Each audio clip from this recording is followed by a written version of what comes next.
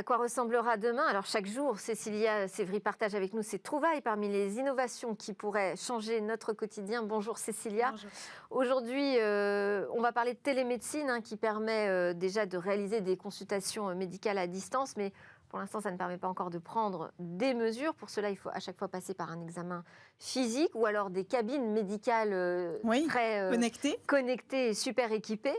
Mais cela dit, demain, puisqu'on est dans cette projection, tout ça pourrait devenir beaucoup plus simple. Oui, parce que je vous présente aujourd'hui une solution qui, quand elle sera commercialisée, sera la première à rendre possible des mesures médicales grâce à une simple caméra, que ce soit la caméra de votre smartphone ou celle de votre ordinateur, une technique absolument sans contact. Le logiciel Caduci a été développé par une start-up française qui s'appelle iVirtual et donc il transforme les caméras en outils de mesure grâce à l'intelligence artificielle et surtout à la photoplétismographie sans contact qui s'appelle la RPPG. C'est une technique d'exploration vasculaire non invasive. Comment ça fonctionne? Alors en fait, le principe, c'est de regarder la peau avec des photorécepteurs. Ici, ce sera les caméras. Ces photorécepteurs vont mesurer les variations d'intensité lumineuse associées à l'apport de sang dans les tissus de notre visage. Nos caméras peuvent donc faire office de photorécepteurs et tout ça se base sur un phénomène qui est invisible à l'œil nu, mais qui pourtant est bien réel.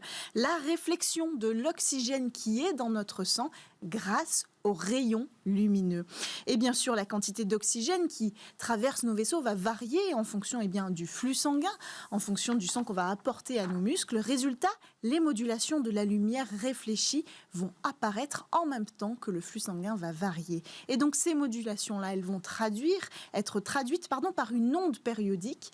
Et en toute logique, cette onde périodique des modulations lumineuses, elle va correspondre à l'onde cardiaque, c'est-à-dire précisément à la fréquence cardiaque. On obtient tout ça grâce aux simples micro-variantes des couleurs de notre visage. Alors, on a vu à l'image un patient qui se faisait filmer. Comment ça se passe pour lui, pour le patient? Mais c'est ça, c'est très simple. Il ouvre l'application ou alors le site internet, ça dépendra de comment la solution va être présentée sur le web. Et il va poser comme ça pendant 30 minutes sans bouger, exactement comme s'il faisait un selfie. Et là, tout va se passer. La caméra va enregistrer le flux, le mouvement du flux sanguin avec la réflexion de la lumière.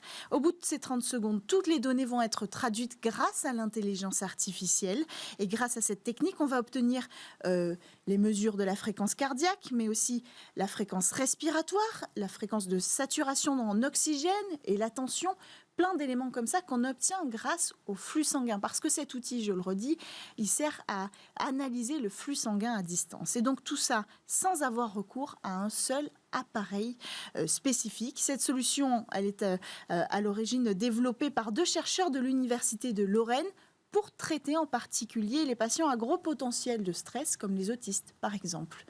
Et donc, on voit le potentiel pour la télémédecine. Quand est-ce que ce sera utilisé par les médecins? Alors, j'ai lu qu'il y aurait un partenariat en cours, en préparation avec une entreprise du CAC 40 qui serait en vue de l'intégration de la solution dans les plateformes de téléconsultation. Donc, pas de date pour l'instant, mais quand ce sera fait, ce sera la première solution disponible en télémédecine pour permettre des mesures de fréquence cardiaque sans contact sur le marché médical. Et on pourra dire qu'on a été pratiquement dans les premiers. On pourra dire. À en parler.